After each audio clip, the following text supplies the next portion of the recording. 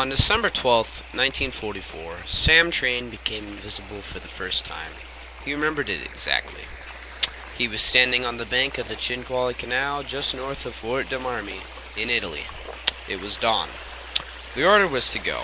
120 black soldiers from the 92nd Division bunched behind 5 tanks and watched them roll toward the water. Then clumsily waded in behind them, rifles held high.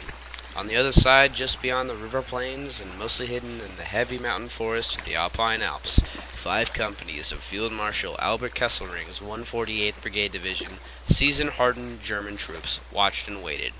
They sat silently. Hardened, seasoned, exhausted, they sat burrowed into the sides of the heavily wooded mountain, peering into their scopes, watching every move. They'd been there on the Gothic line 6 months, a thick line of defense that stretched across the Italian peninsula from La Spianza all the way to the Adriatic Sea. Planting mines, building concrete bunkers, laying booby traps and tripwires, exhausted, starving, knowing the war was lost, most wanted to run but could not. There were reports that many were found dead, chained to their machine guns, but the orders were straight from the Führer himself. Any man who deserted, any man who gave an inch would be shot without ceremony or trial. The orders were to stand firm. There was no backing away. Train watch as the first of the tanks hit a mine on the other side of the bank, and the Germans opened up with everything. Mortars, idiots, and machine gun fire.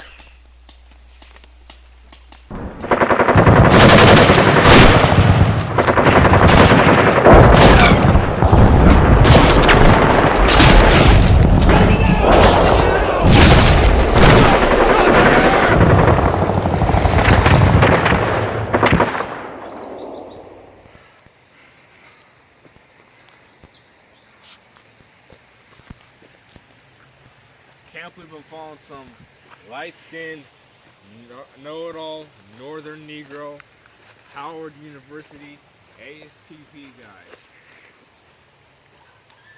Near my God to thee. And as he sang, the metal shrapnel and bullets began to ping off the tanks around him, and as he could hear their treads snapping as they hit the mines and blew up, he waded slowly up to his hips in the clear canal and suddenly felt quiet and peaceful, and then just like that, he became invisible. He was happy when he became invisible. It must have been the statue head. He'd found it in Florence the first day he'd arrived, next to a river where the Germans had destroyed a bridge. Everybody in the army wanted souvenirs, but for some reason, nobody was interested in it. There must have been 4 companies that marched past that marble head, but no one grabbed it. He picked the head up because he wanted it as a gift for his grandmother. He kept it in a net bag laced to his hip, and before the day was over, 3 guards had offered him $10 for it. No, I'm keeping it. That night he changed his mind and decided to test the market. He wanted to see if the Italians would buy it because he heard they'd pay $20 for a carton of cigarettes. Finally, Train found an old woman wandering down a deserted street. She was the first Italian he'd ever met. She was ragged and filthy with her head wrapped in a scarf.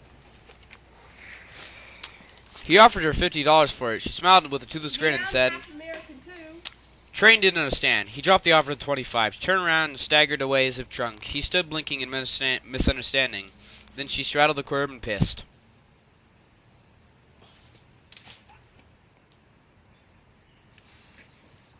He was thinking about the woman squatting over the curb, and then he heard a soft plop. He no longer felt invisible. He flopped on the canal bank and heard Bishop say, "Oh, you've been hit in the head." Thank you, Lord. I am prepared for thee. Crazy. No, I want my $1,400. Wasn't I hit? You was hit, you was dead, I brung you back. Ain't no way you know about it, and that's just fine. But until you paid me that money, you ain't going nowhere. I ain't doing no mojo, I want my money. Now go get that white boy out of that haystack over there yonder. He's yours to deal with, I sure ain't going. What white boy? That one.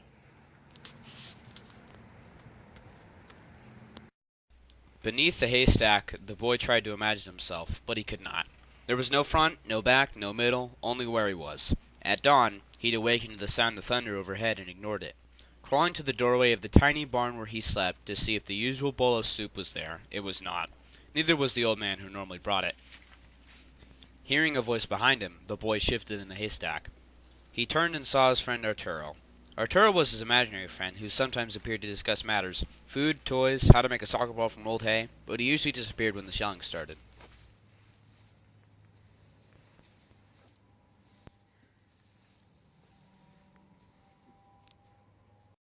Arturo stood before him holding a soccer ball made of hay. Look, watch me throw this over my shoulder.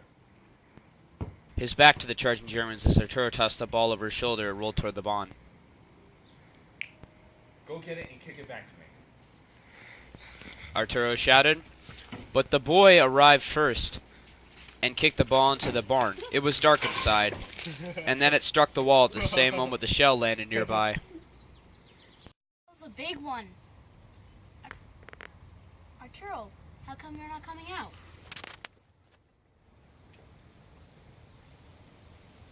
I'm over here. Come this way. The boy moved toward him, and as he did, there was a tremendous crash as if a hurricane had suddenly entered the room. Great clouds of dust kicked up, and the walls shook. The boy felt himself being lifted off the ground and high into the air.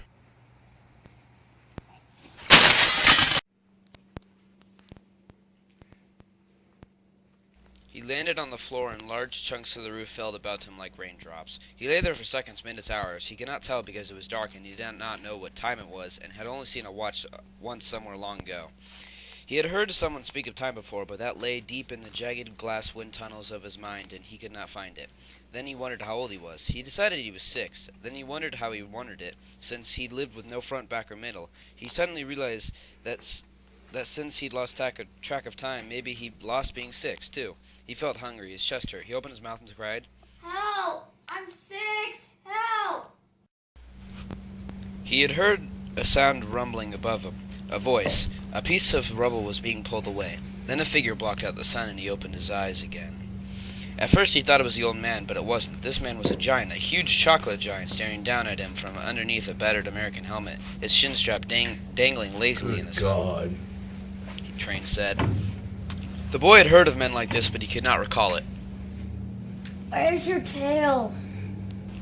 He said in Italian. The man ignored him and looked around, his huge head swiveling and his large brown eyes rolling from left to right. Have any oil to drink?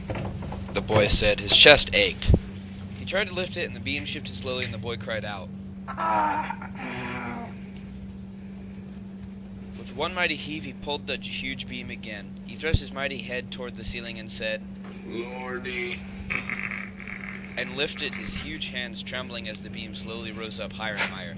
Only then did the pain hit the boy. It hit him so hard that he felt like he'd been jerked into a fire and flung into the jangled glass of his own memories. It washed over him with such force that he couldn't contain himself. He felt himself being lifted high, high toward the sun, and heard the soldier cry out, Hey, Bishop! Bishop! The boy could not resist the chocolate. Then he licked its face. It tasted terrible. Then sweet unconsciousness came.